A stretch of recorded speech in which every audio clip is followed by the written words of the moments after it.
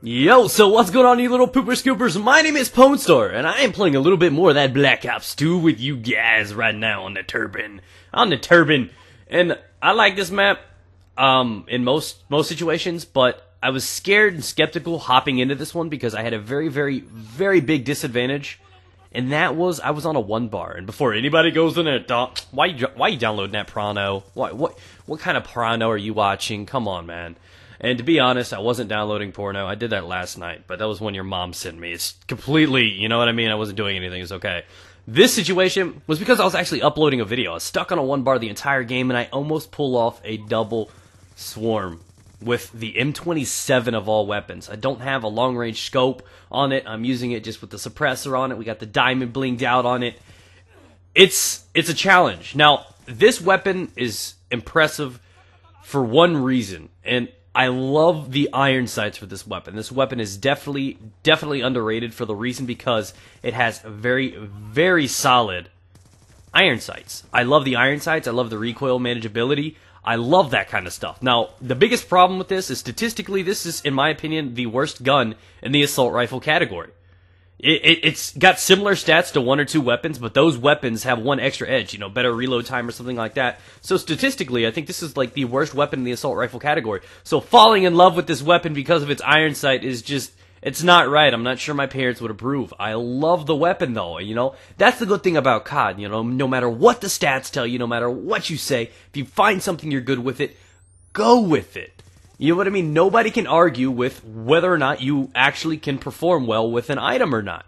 You know, it's always going to come down to preference. It's always going to come down to what you're capable of. And this gameplay showed exactly what it is. On a large map with limited visibility, with a small close range setup, you know, with the suppressor and the bare iron sights, with a 1-bar, I was still able to drop a 56-2 on these guys.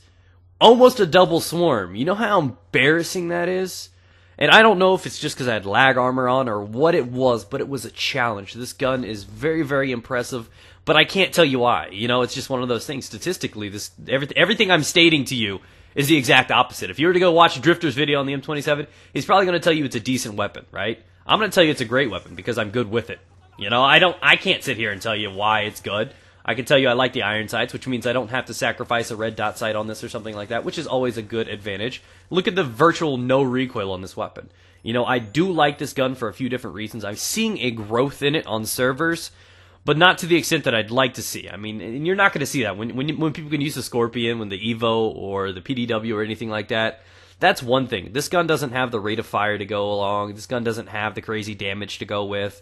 This gun is just basic. It's average. You know, you're not gonna do a double take. You look at this gun, it's just a gun. You know, it's nothing super special.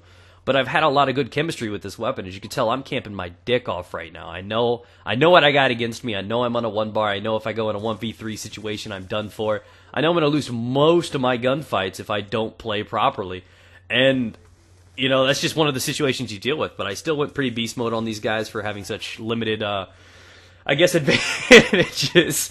But I played the map properly. I played a little bit more conservative, a little bit more cautious. I don't know what my anti-aircraft was going to do to that, but, you know, I did what I could.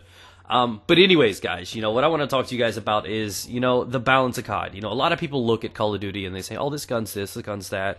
And there's so many things that bounce about in the Call of Duty world that people look at, you know. Like, if one commentator tells you this gun's incredible, you're probably going to listen to that commentator. Or you're just completely going to ignore that commentator. You know, it's really hard to find out whether or not you should listen to somebody. But I do put value behind somebody saying, this gun's good because I use it, and I do good with it. You know, I don't need to know the stats. I mean, having the stats is cool. And if you could tell me that statistically the best gun in this game, Scorpion Evo with the rate of fire, you put extended mags on it, and it's going to 1v1 every gun. If you could prove to me statistically that gun's going to win most gunfights in close range, maybe not 3v1s, but 1v1, then I'll listen to that. But when you tell me something is statistically just average, then that's where that situation where it doesn't perform well in your hands comes into play. You know, no amount of stats can tell me if a gun like this is good or bad. Only experience can. And as much as I can tell you I'm great with this gun, it may not work for you. The condom may not fit. It's just, you know, just one of those things. And I had to litterbug a little bit. I had to pick up a few different weapons. I did run out of ammo. I did not have scavenger on. I honestly knew I was uploading. I was going to hop in this gameplay. I half expected to get my shit pushed in so far, and the fact that this game turned out okay was kind of shocking. I actually continued to play the next game, and I went like 76-2 on a 1-bar or something. So it was like, this lobby was bad. I was using a bad setup, but the lobby was so bad that I was able to push them in pretty hard. And it benefited. You could tell with the connection interrupted right there that it's getting a little bit rough. But again, you know, I was like, oh God, please don't kick me. Really, really nervous, doing pretty solid, to be completely honest, for what was at stake. But again, you know, with balance, with gun balance, you know, throughout Call of Duty, throughout the last few years, people have always looked at Call of Duty, and they've always attached to that one or two strong weapon, and nobody's willing to accept or try anything else. I mean, the casual players might do it, but the tryhards, the amount of tryhards in this game, if they're not 360, you know, YY stalling off of fucking, you know, the turbine, if they're not jumping right off that plane right there, or whatever the fuck it is, then, you know, everybody else is using, you know, like if in Modern Warfare 3, it was ACW, or ACR, my bad, the ACR, or, you know, like the MP7. That's pretty much what you saw. That's basically all there was. The PP was okay too, but, you know, there's always like 2 or 3 weapons that everybody uses. And in most games, it's usually because those weapons are overpowered. They shine far better than the rest of them. Very few situations are in where you deal with the occasion that the top 3 weapons used, you see them the most, because they're used more often than others. People start saying, oh man, I just got my shit pushed in with a guy that was using the LSAT, so I'm going to try using the LSAT. And then, you know, it's contagious, and then somebody else gets their shit pushed in by a guy with an LSAT. So then they're going to start using the LSAT. So it's not necessarily a popularity thing, it's an overpowered thing. And that's definitely a challenge in this game, because a lot of the submachine guns are on par with each other. I like the MP7. You know, it may not be as good as the Evo, but everybody spent so much time with it on Modern Warfare 3, they have a good feel of the iron sights, and that definitely does take a factor in, that no amount of statistics can back up. That's experience that you have with that weapon, so it may not be on par with some of the other weapons, but you spent so much time using it on MW3, you can roll it over and wrap those skills. It's an easy it's an easy transfer. That's what I like about it. You got the PDW with their amazing clip size. Go in there, tear shit up. Gun's great. Evo, great. The difference between playing Modern Warfare 2, Black Ops, Modern Warfare 3 is when I got killed by a weapon, you know, I got mad at it. MP40, pissed off. You know what I mean? Got killed by the FAMAS, pissed off. Got killed by the 74U with rapid fire, pissed off. You know, you always get mad at those guns because you know that's just unfair. You're going to lose a gunfight every time. I haven't had that in Black Ops 2. And that's what I like. I mean, like, the fuck? Are they really trying to balance weapons out? Are they doing a solid job? They brought in the Peacekeeper. That's really a neutral gun. It's not like a blowout weapon. It's not overpowered. Are they really trying to balance this out? You know, I use the PDW. I can use the Vector. I never ever go into a game anymore with any sort of submachine gun and feel like that I'm going to be underpowered, underplayed. You know what I mean? That's just something that I really, really do like about that. And it really, really does come into effect. You could say almost the same thing about all the other classes, too.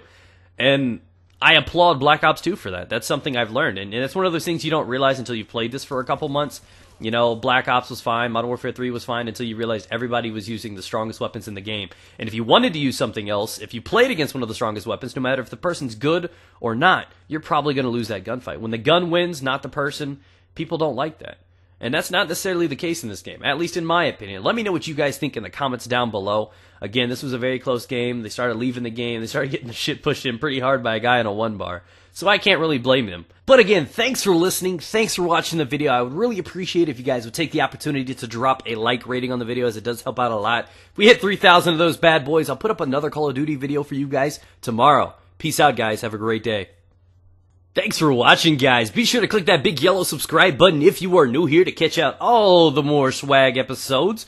Or you can simply click the big, orange playlist button. Kinda obvious there, right? Click that, you can find the entire collection of all the Swarm episodes up to date. Or you can click the bottom right little video, and that is the most recent one, which is the Scorpion Evo, where I talk about my dog, Troll, farting in my face. Might be worth a laugh. Remember to follow me on Facebook and Twitter to keep up to date. Never miss an upload. Peace out, guys. Get it.